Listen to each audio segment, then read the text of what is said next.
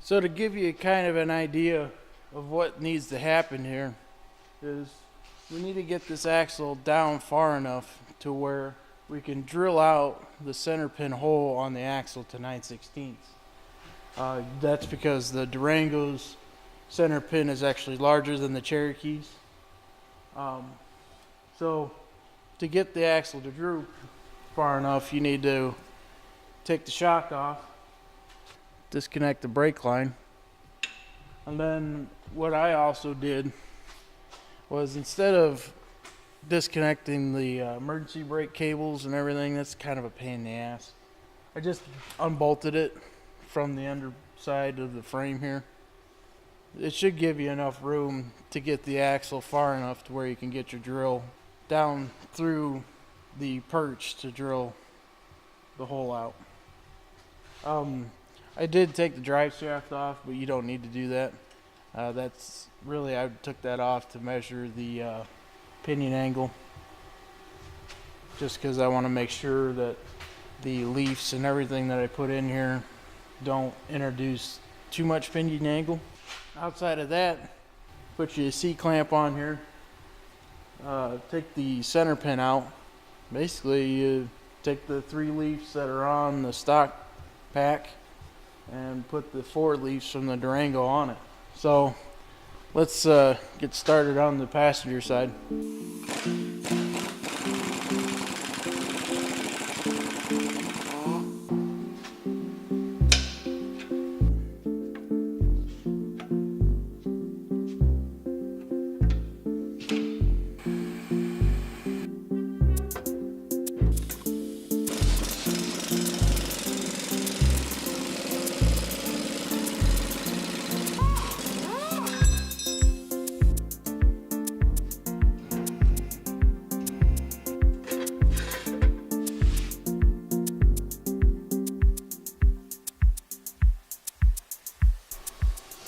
Alright, next we're going to take our 9/16 drill bit and drill this hole out to fit the Durango center pin. Get your panther piss on there. Ta-da! We'll test fit our center pin.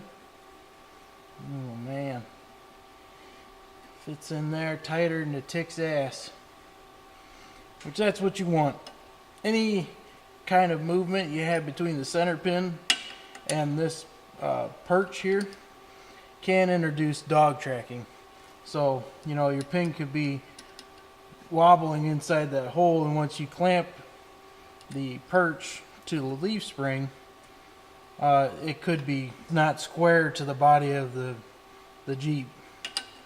So you end up with a crooked steering wheel and looking real funny when you drive. God, that looks disgusting. I swear that's a nut.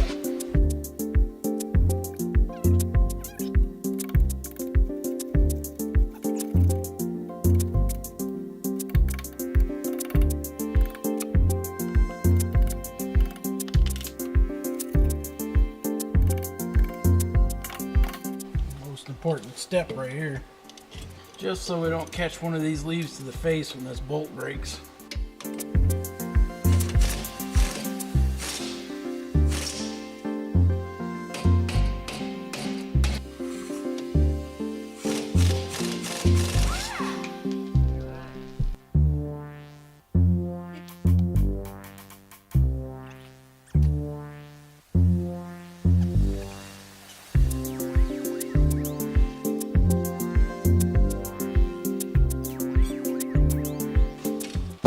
As you can see, the arch difference between these two leaf packs. I'm trying to line the center pin up, but pretty sizable arch difference between the two. And the thickness of these XJ ones are pretty thin compared to the Durango pack. What I read was these stock XJ leaf packs are rated for like 950 pounds. The 5-leaf Durango leaf packs are actually 1800.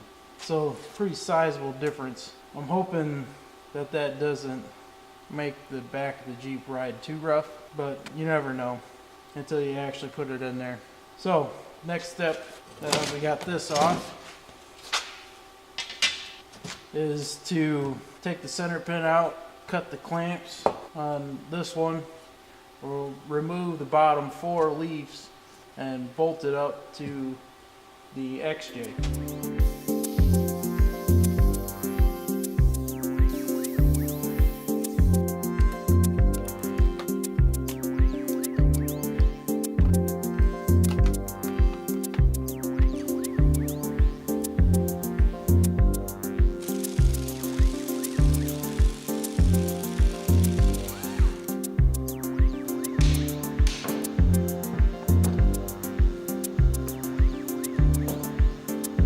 There you have it.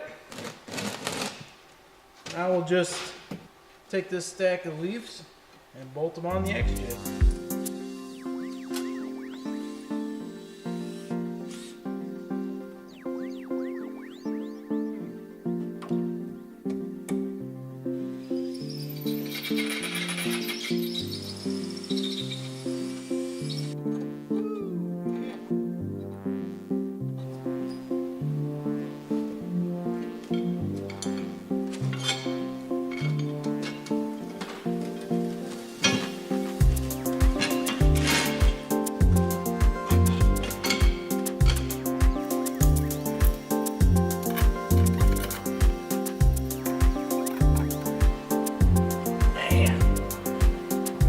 Sizable difference.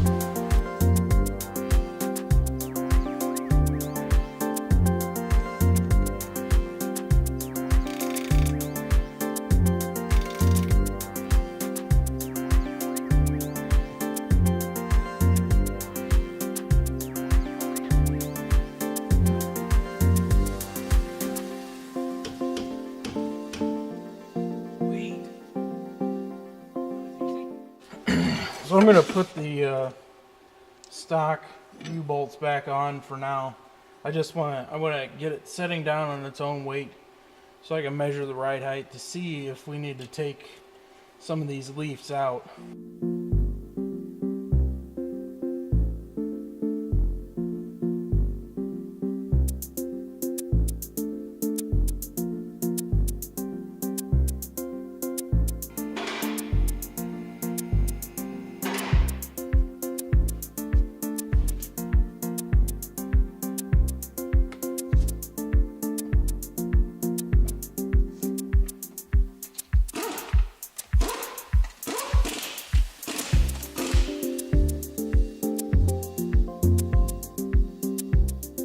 There it is, on the ground again.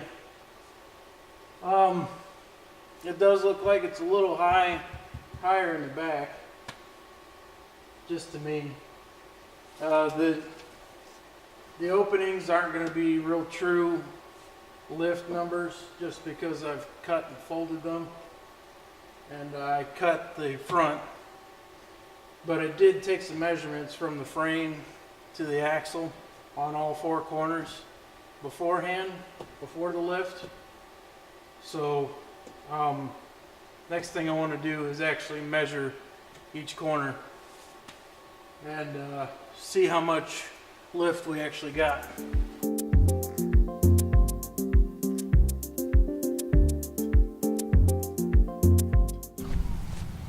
Definitely looking raked now.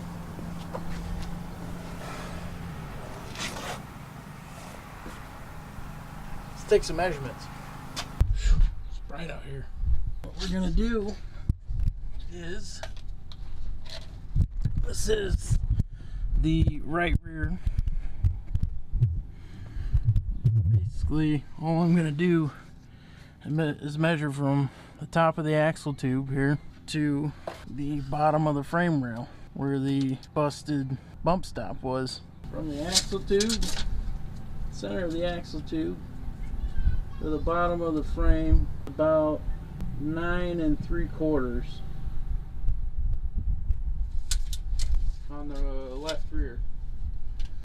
Now the left front is 10.5. Right front, maybe 10.5. So that's good, because if you remember from part 1, this coil on the right front was actually 1.5 inches shorter than the one on the left front. So symmetrically, I guess, from side to side, the height is actually the same. So that's right rear is about 9.5.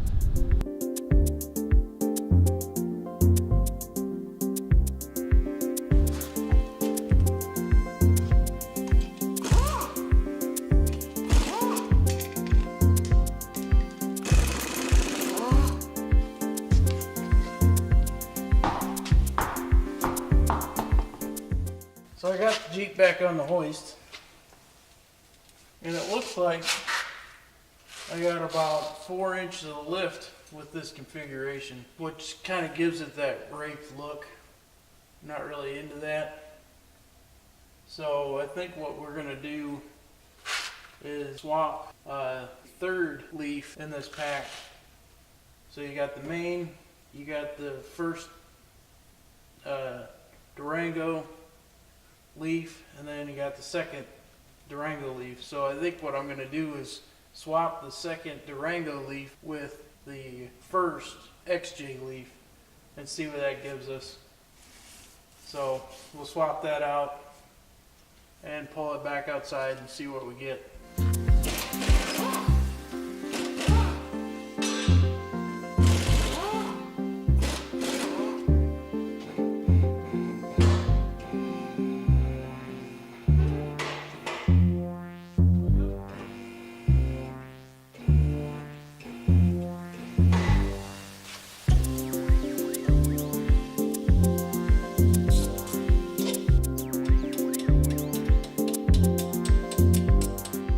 We got the Durango leaves and we got the XJ's leaves. So I think what I'm going to do is I'm going to swap this second leaf off the Durango pack with this third leaf off the XJ's pack. That'll give us this. I'm not sure what this is going to get us, but we'll bolt it back together and put it back down on the ground and see what happens. We're going to have to drill this leaf first, though, to 3/8.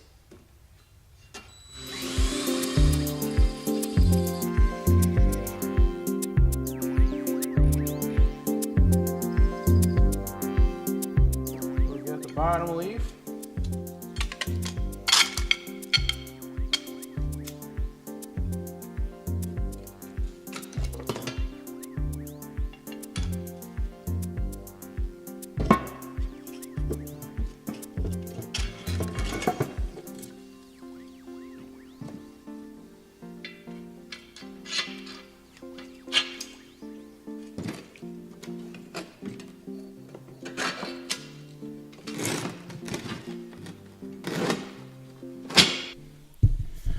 All right, just to kind of go over this again, I want to really just, for my documentation, if we label this first one as number 1 on both packs, so you got 1, 2, 3, 4, and 5. Number 1 is from the XJ. Number 2 would be the second leaf from the Durango. Number 3 would be the second leaf from the XJ. Fourth leaf, the fourth Durango leaf. The fifth one would be the Durango fifth. So that's what I got right now. So you got XJ, Durango, XJ, Durango, Durango. Make sense? I'm gonna put it back on its wheels and roll it outside so we can take a look at it again. All right, guys, got her out in the sun again. It's definitely looking a lot better in the back. So originally, stock height, from the axle to the frame, it was 6 inches. Now that I measured it, it's about 9 inches. So, 3 inches of lift. I think from here, we'll button up the rear end, put the shocks on, the drive shaft on. But yeah, get it back on the hoist and finish her up.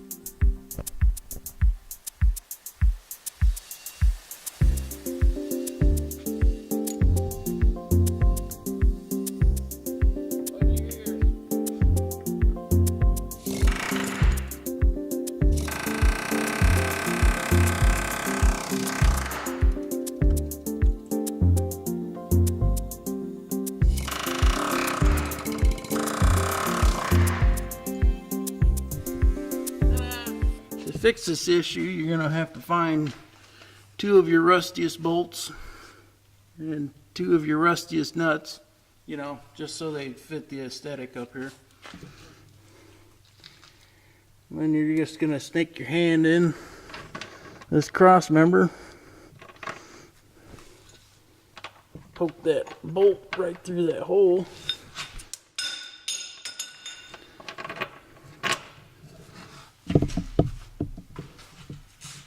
Then you're going to take the sway bar mount that came from the axle down here,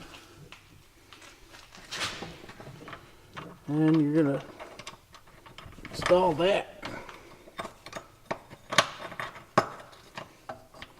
Hopefully you don't drop the nuts.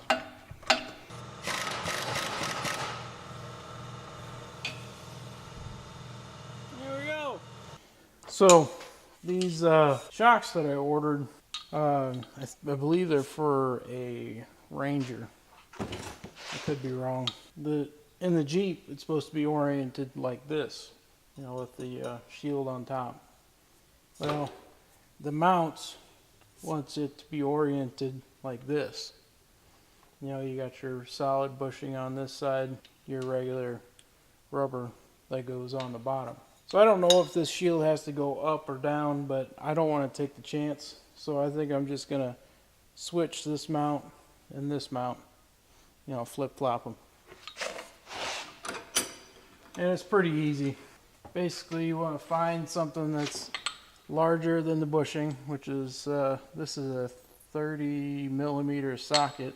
And then you want to find something that'll push on this bushing here, the steel part. So I found the socket works pretty good. So all you do is put it in your vise and clamp it. There we go.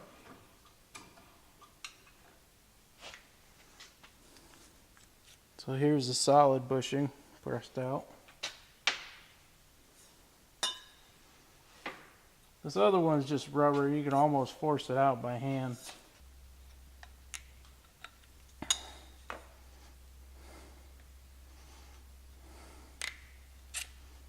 Just like that. Now we'll press the soft end in this side, just like that. Now this side can be a little tricky, but it's basically the same idea.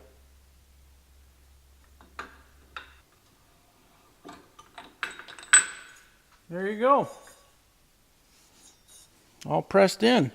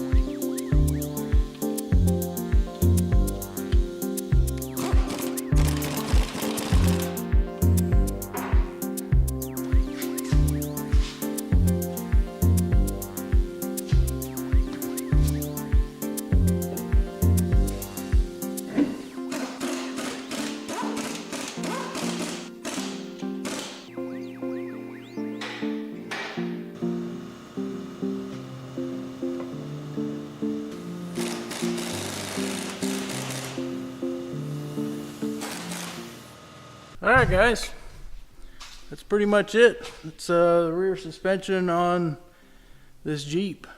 Overall pretty happy with it.